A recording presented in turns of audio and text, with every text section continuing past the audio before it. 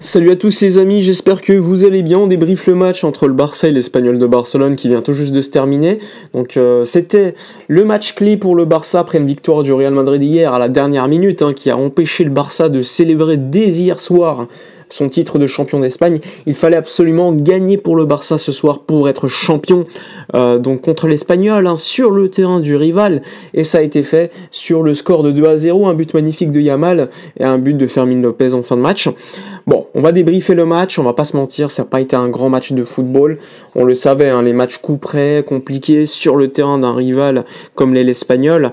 Comme il y a 2 ans, le Barça voulait être champion sur le terrain plutôt que voir le Real trébucher hier contre, je sais plus qui d'ailleurs, contre Mallorca. Le Barça devait gagner et le Barça l'a fait.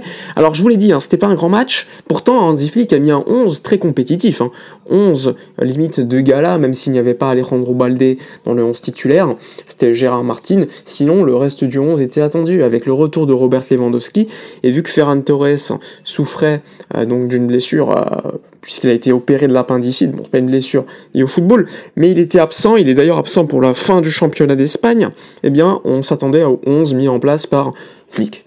Bon, sur la prestation, la première mi-temps, on va pas se mentir, c'est une première mi-temps jetée par la fenêtre, elle a été complètement mauvaise.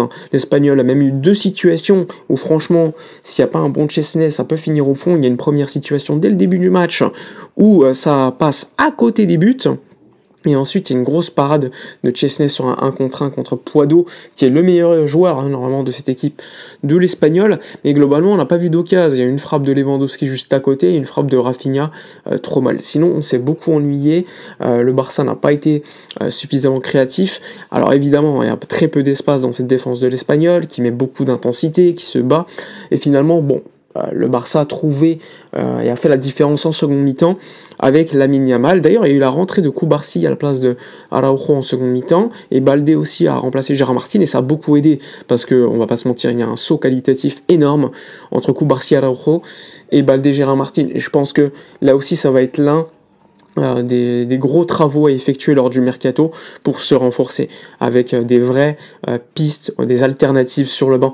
On l'a vu sur le côté droit, pour Koundé, il y a un Eric Garcia qui a fait un très bon match encore une fois ce soir, et à gauche il faudrait vraiment une belle alternative à Alejandro Balde pour renforcer en fait l'armoire un petit peu des joueurs qu'on a dans l'effectif. Bon, celui qui fait la différence comme souvent, c'est Lamine Yamal dans les matchs on va dire importantissimes. Les dernières semaines, encore une fois, c'est lui qui a fait la différence. Real Madrid, Inter, ce soir une nouvelle fois, les gros matchs, Lamine Yamal est toujours là, et là il a mis un but extraordinaire, c'est vraiment un but sublime. Cette frappe va dans le petit filet lucarne. Joan Garcia, excellent gardien d'Espagnol, ne peut strictement rien faire. Et à partir du 1-0, le Barça a essayé de tenir un peu plus le ballon. Il n'y a pas eu beaucoup de situations, on va pas se mentir. Je trouve un Dani Olmo techniquement trop problématique, un Lewandowski qui passe complètement à côté du match. Et on a vu Fermín López le remplacer, ce qui a mis Olmo en faux numéro 9, et je l'ai trouvé déjà plus intéressant à ce poste-là, même s'il n'a pas fini le match, remplacé par Gavi. Et Fermín apporte toujours, d'ailleurs c'est lui qui mettra le second but du match sur une passe de Lamine Yamal. Mais le match a quand même été compliqué, parce que Lamine Yamal a provoqué un carton rouge de Cabrera, heureusement qu'il y avait le VAR, et surtout, en fin de match, on n'était pas non plus serein. L'Espagnol est très très limite techniquement, on va pas se mentir, il n'y a pas eu beaucoup de situations en seconde mi-temps, mais c'est une équipe qui est là pour mettre de l'intensité, et s'il y a moyen de marquer un but sur un coup de pied arrêté ou quelque chose, ils en profitent. Et en seconde mi-temps, alors qu'en première ils avaient été plutôt dangereux, en seconde ils l'ont pas été, mais le Barça a eu beaucoup de mal défensivement, à 10 contre 11 je trouve, et elle tenait moins le ballon. On a vu De Jong s'énerver énormément, et pourtant ça a fait la différence quand même en fin de match, parce qu'il y a quand même une qualité différentielle du côté du FC Barcelone, avec un Fermín lorsqu'il sort du banc, qui est toujours différentiel.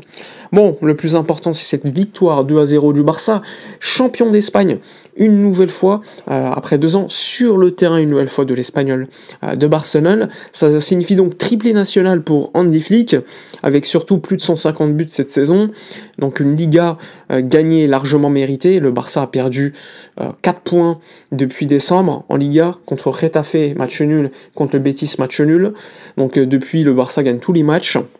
Surtout beaucoup de buts marqués. Alors évidemment, la défense prend beaucoup de buts aussi, même si quand tu compares avec les autres équipes du championnat, c'est pas si déconnant, hein. Il y a quand même pas autant de différence qu'on puisse le penser. Par contre, en compétition européenne, bah, ça peut faire la différence, même si le Barça passe à 2 minutes, on va pas se mentir, d'une finale de Ligue des Champions.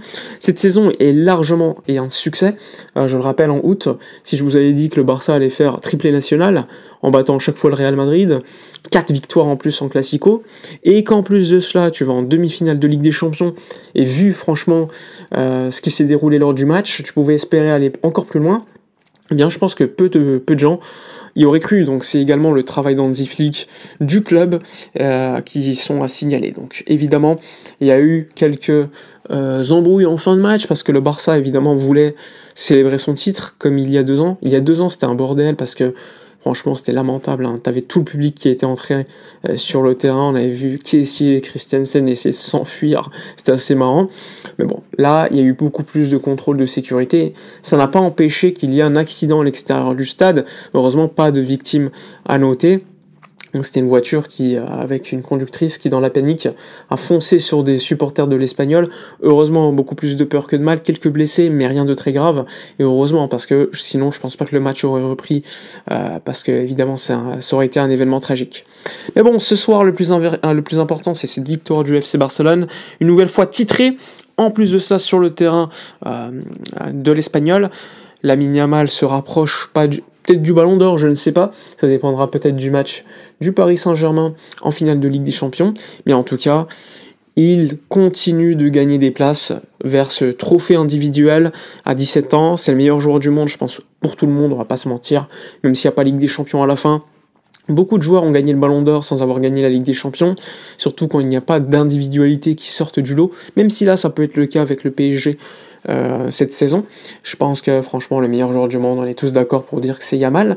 Un Rafinha qui a perdu, je trouve, en importance à partir de l'année 2025. Alors il y a eu des moments clés où il a marqué, mais dans le jeu je l'ai trouvé beaucoup moins bon, même si c'est un travailleur, hein, il travaille beaucoup, il presse beaucoup. On attend beaucoup plus d'un Rafinha, et je pense que l'absence de Baldé pendant quelques semaines lui a fait énormément de mal.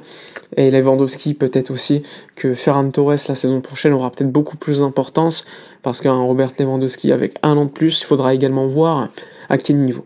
En tout cas, beaucoup de plaisir, beaucoup de succès ce soir. Le Barça va évidemment fêter dès demain, je crois, vendredi 18h, avec une tournée dans toutes les rues de Barcelone avec les trophées. Au début, on pouvait penser qu'il y allait avoir avec les féminines quelque chose, donc à voir, mais normalement, ça devrait être demain. En tout cas, les supporters à Barcelone sont déjà en train de célébrer cette nouvelle Liga, alors qu'ils attendaient déjà hier soir. Il y en avait qui étaient déjà partis pour célébrer. Finalement, ils ont dû patienter ce soir. Bon, dites-moi dans les commentaires, avis, likez, commentez, partagez. Moi, je vous lis comme d'habitude. Je vous dis à la prochaine, et d'ici là, comme d'habitude, portez-vous bien.